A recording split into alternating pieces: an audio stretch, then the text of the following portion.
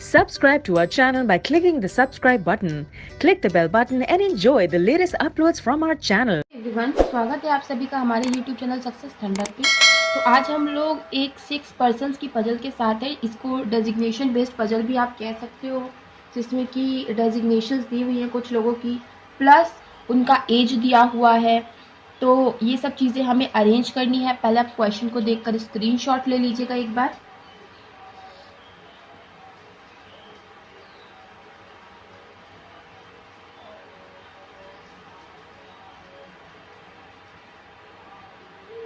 I hope कि अब तक आप लोगों ने स्क्रीनशॉट ले लिया होगा। चलिए मैं अब आपको सेम क्वेश्चन शो कर देती हूँ इंग्लिश में।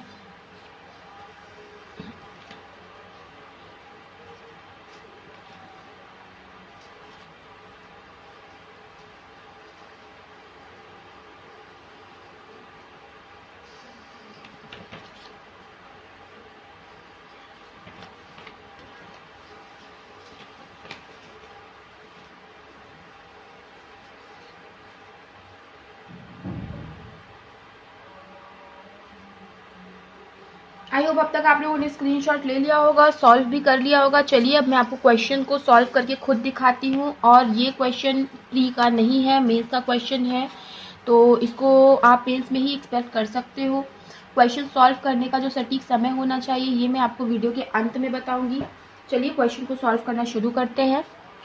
तो देखिए क्वेश्चन में लिखा है, there are 6 employees of a company and all of them are working on 6 different designation of a company. एक कंपनी है जिसमें 6 एम्प्लॉयज़ काम करते हैं और सभी के सभी 6 डिफरेंट डेजिग्नेशन पे काम करते हैं, डिफरेंट पोस्ट पे काम करते हैं। उनकी डेजिग्नेशन दी है, आगे CMD है, MD है, CEO है, COO है, SE है, JE है। All the designations given are to be considered in a given order। सारी डेजिग्नेशन जो है गिवन ऑर्डर में ही आपको कंसिडर करनी है। जैसे कि as CMD is considered as senior most, जैसे कि CMD आपको सीनियर मोस्ट कंसिडर करना है। And JE is considered as the junior most, और JE जो है वो जूनियर मोस्ट है। No one is older than 55 years. कोई भी 55 साल से बड़ा नहीं है, मतलब 55 साल जो होगी वो मैक्सिमम एज होगी। अब देखिए CMD सीनियर है और जूनियर है JE, इसी क्रम में आपको रखना है। मतलब कि सबसे ऊंचा जो आएगा वो होगा CMD, फिर MD, फिर CEO, फिर COO, फिर SE और फिर JE। तो ये आपका क्रम बनेगा, ठीक है। आगे R is junior than U who is not MD। R जो है U से जूनियर है, U जो कि MD नहीं है, मतलब U MD नहीं है, और R जो है वो U से जूनियर है। तो U से जूनियर कौन होगा? R होगा, ठीक है। One who is MD is 4 years younger then CEO, ठीक है।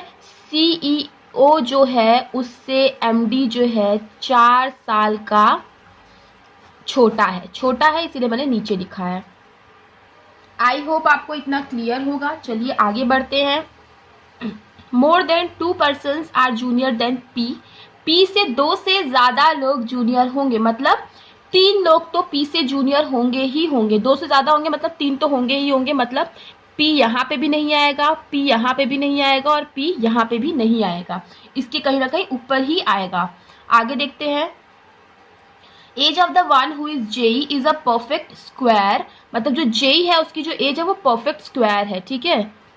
JE की जो एज है वो परफेक्ट स्क्वायर है।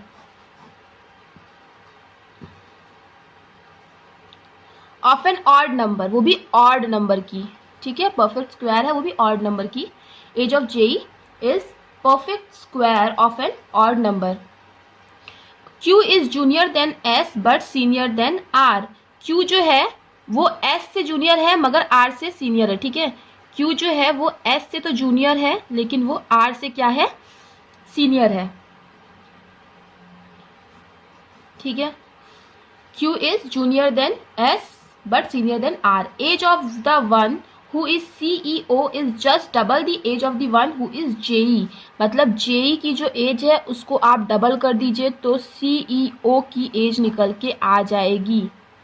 ठीक है, देखिए क्या लिखा है, age of the CEO is just double the age of the JE। U is senior to T who is not JE।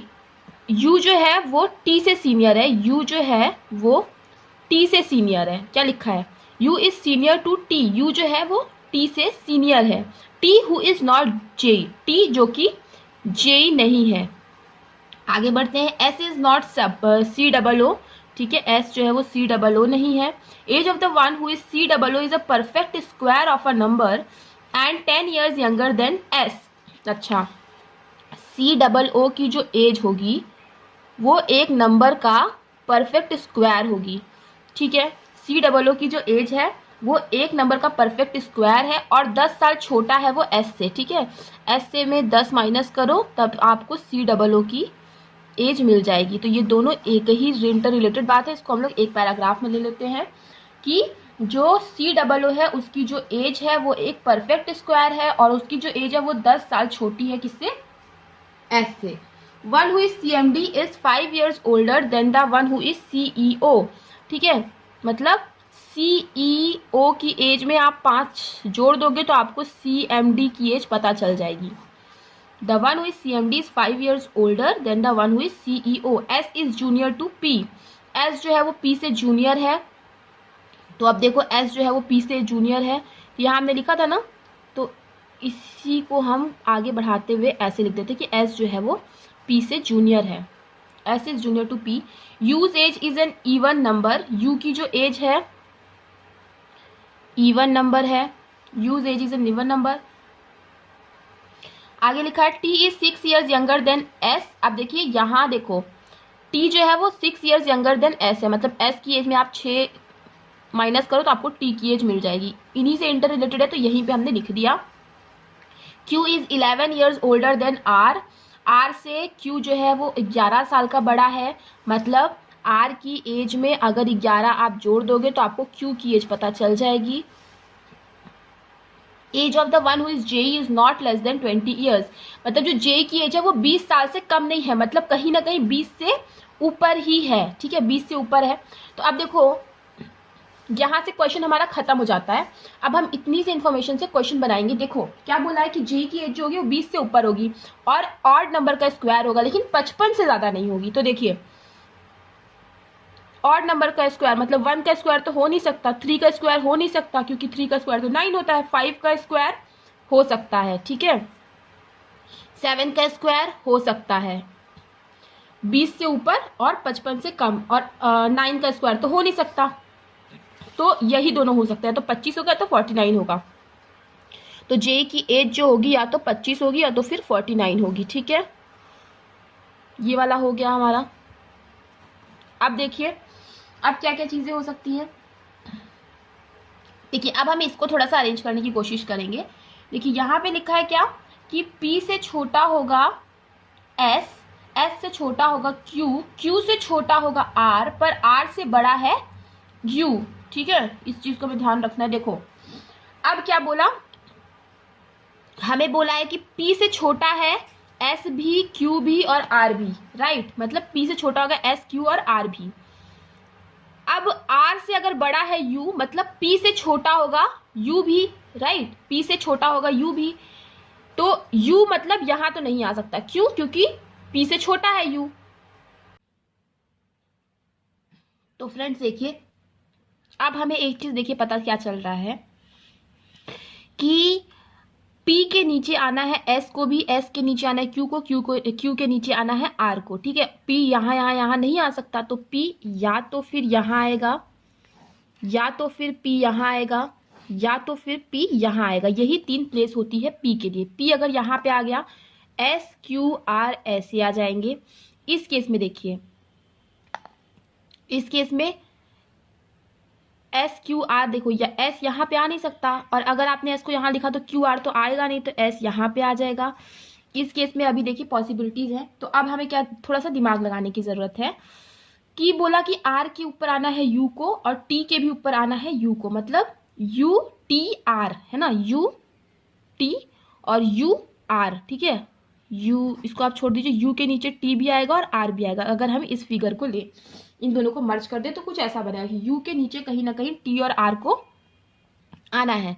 तो इस केस में अगर आप देखोगे तो यू यहाँ पे अगर आप लिख दोगे तो टी यहाँ पे लिख दोगे, तो यू के नीचे टी भी आ गया, यू के नीचे आर भी आ गया। ध्यान से देखिएगा, टी भी आ गया यू के नीचे और यू के नीचे आर भी आ गया। पी एस क्यू आर वाला भी सीक्वेंस बन गया, सारे फिगर देखिए बिल्कुल मैच कर गए। अब इस केस में देखिए, यू के नीचे आना है टी को और यू के नीचे आना है आर को भी, ठीक है, और एस के नीचे आना है क्यू आर। ठीक, थोड़ा ध्यान से देखिएगा कि अगर मान लो आपने यू को यहाँ लिख दिया, ठीक है, तो क्योंकि यू के नीचे टी और आर को आना है तो टी आर यहाँ पे आ जाएगा, मगर एस के नीचे क्यू को भी तो आना है, इसलिए आप यू को यहाँ नहीं लिख सकते, आपको यू को यहीं लिखना पड़ेगा। इस केस में देखिए, यू को आप यहाँ पे नहीं लिख सकते, यू एम डी नहीं होगा। यू को अगर आपने यहाँ पे लिखा, ठीक है, तो यू के नीचे आएगा टी भी और आर भी, ठीक है, यू के नीचे आएगा टी भी और आर भी, और पी के नीचे आना है एस क्यू आर को। अब यू के नीचे आना है टी को और आर को। अब देखिए टी यहाँ पे नहीं आ सकता, ठीक है, ध्यान दीजिएगा कि टी यहाँ पे नहीं आ सकता, एस यहाँ पे नहीं आ सकता, टी यहाँ पे भी नहीं आ, टी यहाँ पे नहीं आ सकता, एस यहाँ पे नहीं आ सकता। अच्छा, और एक चीज क्या बोला था कि एस के नीचे आएगा क्यू और एस के नीचे क्यू के नीचे क्या आएगा आर। अब यहाँ बोला है कि एस यहाँ पे आ नहीं सकता, तो एस यहाँ पे भी नहीं लिख सकते आप, क्योंकि क्यू और आर नहीं लिख पाओगे, तो एक ही जगह बची है इसके लिए कि आप एस को यहाँ पे लिख दो, राइट। अच्छा, अब एस यहाँ पे अगर आपने लिख दिया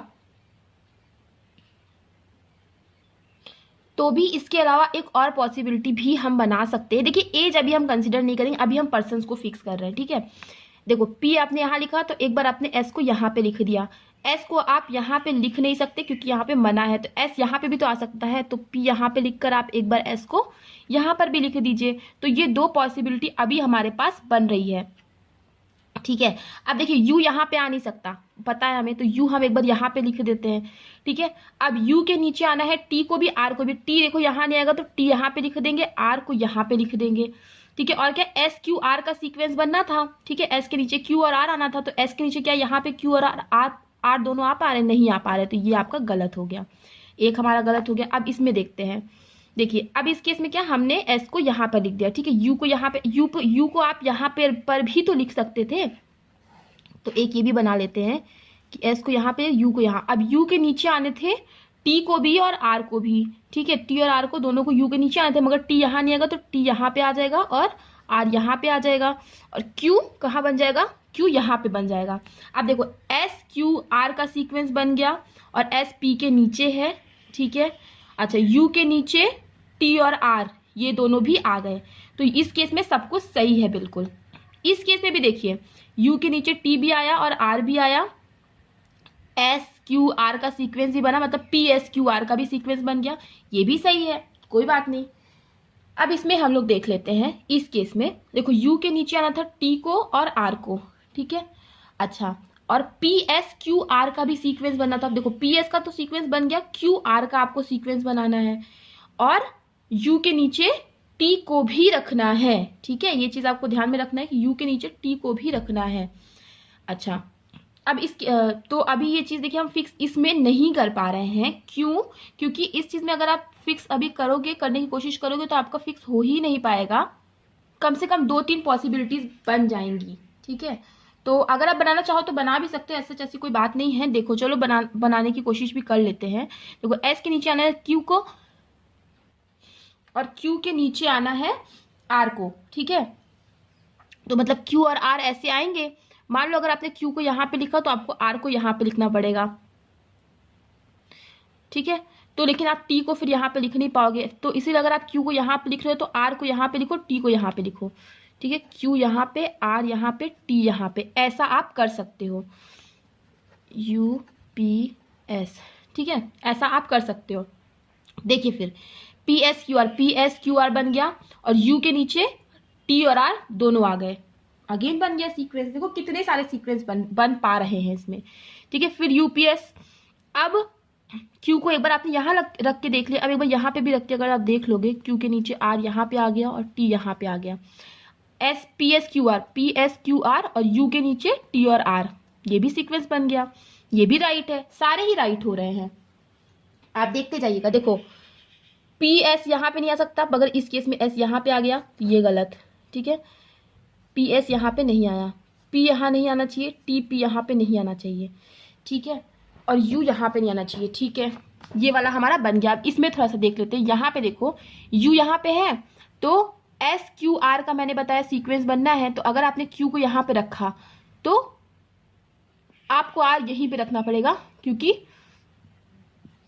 अगर आप आर यहाँ पे नहीं रखोगे, आर यहाँ पे रख दोगे तो यहाँ पे टी आना पड़ेगा, पर टी यहाँ आ नहीं सकता, तो क्यू को यहाँ पे एक बार रख के देख लो, ठीक है। तो आर को यहाँ पे रखना पड़ेगा और टी यहाँ पे आ जाएगा, ठीक है। आई होप कि आपको समझ में आ गया होगा। और एक चीज ये भी हो सकता है क्यू यहाँ पे आ जाए, आर यहाँ पे आ जाए, टी यहाँ पे आ जाए, ये वाली पॉसिबिलिटी भी तो हो सकती है। तो पी एस यू, क्यू यहाँ पे आ जाए, टी यहाँ पे आ जाए और आर यहाँ पे आ जाए, ठीक है।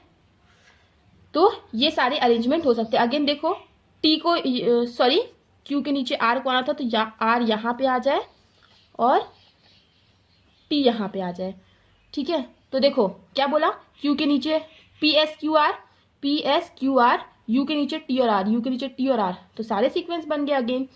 तो बस हो गया, ये वाला भी आपका सॉल्व, ये वाला भी आपका सॉल्व। देखो आपके पास कितने अरेंजमेंट है, 1 2 3 4 5 अरेंजमेंट है, और सब के सब अभी भी फिलहाल बिल्कुल सही लग रहे हैं।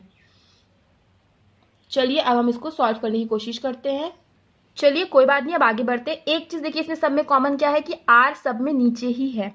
तो देखो आर की एज में क्या बोला, 11 जोड़ो तो क्यू की एज बन जाएगी। अब देखो आर की एज है तो 25 है तो 49 हो रही है। अगर आपने इसमें 11 जोड़ा तो क्यू की एज मतलब क्यू की एज कितनी बनेगी, 55 से अबव बन जाएगी। अगर आपने 49 में 11 जोड़ दिया तो 55 से अबव तो कोई एज होनी नहीं है, तो इसका मतलब आर की एज आप 25 फिक्स कर दो। अब आर की एज में 11 जोड़ोगे तो कितना आएगा, 36 आएगा। तो क्यू की एज कितनी हो जाएगी, 36। अब देखो हर जगह में क्यू अलग अलग है, तो फिर आप यहाँ पे नहीं, यहाँ अलग से लिख दो कि क्यू की एज जो होगी वो 36 होगी, क्योंकि वहां पे अभी आप नहीं लिख पा रहे हो। अच्छा और क्या बोला, जे की एज में डबल जोड़ो तो सीईओ की एज आ जाएगी। तो जे की एज कितनी है, 25 है, 25 का डबल मतलब 50, तो सीईओ की एज कितनी हो गई, 50 हो गई, ठीक है। अब देखो सीईओ की एज में 5 जोड़ो तो सीएमडी की एज आ जाएगी। सीईओ की एज 50, इसमें 5 जोड़ो 55, 55 कितनी हो गई, सीएमडी की एज हो गई, ठीक है। अच्छा एक बोला तो यू की जो एज होगी वो इवन नंबर होगी, पर यहाँ पे तो ऑड नंबर हो रही है, तो ये गलत हो गया, ये गलत हो गया। बाकी हर जगह क्या है, पी है। अच्छा ये तो गलत है ही। तो अभी हमारे पास 3 डायग्राम है, ठीक है, 3 डायग्राम है। क्या बोला था कि यू की एज क्या होगी, इवन नंबर होगी। तो हाँ इन सब में यू की एज इवन नंबर सेटिस्फाई कर रही है। आगे बढ़ते हैं। देखो जो सीईओ है ना वो 4 साल का बड़ा है एमडी से। सीईओ जो है वो 4 साल बड़ा है एमडी से, मतलब सीईओ है अगर 50 साल का तो ये 4 साल बड़ा है, मतलब एमडी कितना होगा, 46 साल का होगा, ठीक है। ये हो गया। अच्छा सीईओ की जो एज है, सीईओ की जो एज है वो किसी ना किसी नंबर का स्क्वायर है, तो डेफिनेटली किसी ना किसी नंबर का स्क्वायर है। तो अब हमें क्या करना पड़ेगा, स्क्वायर निकालना पड़ेगा। अच्छा एक चीज यहाँ पे क्या बोला था कि किसी ना किसी नंबर का स्क्वायर है, तो अब हमें क्या करना पड़ेगा, स्क्वायर निकालना पड़ेगा, ठीक है। और एक चीज ये भी बोला था कि एस की एज में से अगर आप 10 माइनस कर दोगे तो सीईओ की एज आ जाएगी। देखो इन तीनों ही डायग्राम में एस की एज 46 ही आ रही है, इसमें से अगर आप 10 माइनस करो मतलब 36, तो 36 क्या हो जाएगी, सीओ की एज हो जाएगी 36, जो कि एक स्क्वायर भी है। और क्या बोला, एस की एज में से 6 माइनस करो तो टी की एज आ जाएगी। एस की एज कितनी है, 46 है, 46 में से 6 माइनस करो मतलब 40, 40 किसकी हो जाएगी, टी की एज हो जाएगी। तो ये हो गया 40, ठीक है। अब देखो यहाँ पे टी है, यहाँ पे टी, पर यहाँ पे टी नहीं, मतलब ये डायग्राम अगेन गलत हो गया। तो इन दोनों में से कोई ना कोई हो सकता है, ठीक है। तो ये वाला भी हो गया कैसे, ठीक है। अब देखिए क्या हो सकता है। अच्छा जे की एज जो है वो परफेक्ट स्क्वायर ऑड नंबर की, ये तो हमारा काम हो ही चुका है। यू की एज इवन नंबर होगी, तो अब देखिए यू की एज इस केस में इवन नंबर आ रही है, पर इस केस में क्या आ रही है, ऑड नंबर आ रही है। सॉरी इस केस में भी इवन नंबर ही आ रही है, तो अभी तक सही है। आगे हम लोग देख लेते हैं। क्यू की एज जो होगी वो हमने कितनी निकाली थी, 36 निकाली थी, आपको याद होगा। तो तो इस केस में क्यू की एज 36 आ रही है, पर इस केस में तो 50 आ रही है, तो जिस केस में 36 आ रही है वही सही हो जाएगा, ये वाला अगेन गलत हो जाएगा। तो ये हमारा बना पर्सन्स का अरेंजमेंट, ये हमारा बन गया उनकी एज, और सारे के सारे देखो कैंसिल हो गए, तो ये हमारा बन गया फाइनल अरेंजमेंट। तो आपने देखा कि कितना छोटा सा क्वेश्चन था पर सॉल्व करने में कितना समय लग गया। तो अगर आपको क्लियर हो गई होंगी, सॉल्व करने का तरीका समझ में आ गया होगा, तो वीडियो को लाइक करिएगा, शेयर करिएगा, और अगर चैनल पे पहली बार आए हैं तो चैनल को सब्सक्राइब करना मत भूलिएगा। मिलते हैं अपने नेक्स्ट वीडियो में। Thank you so much for watching.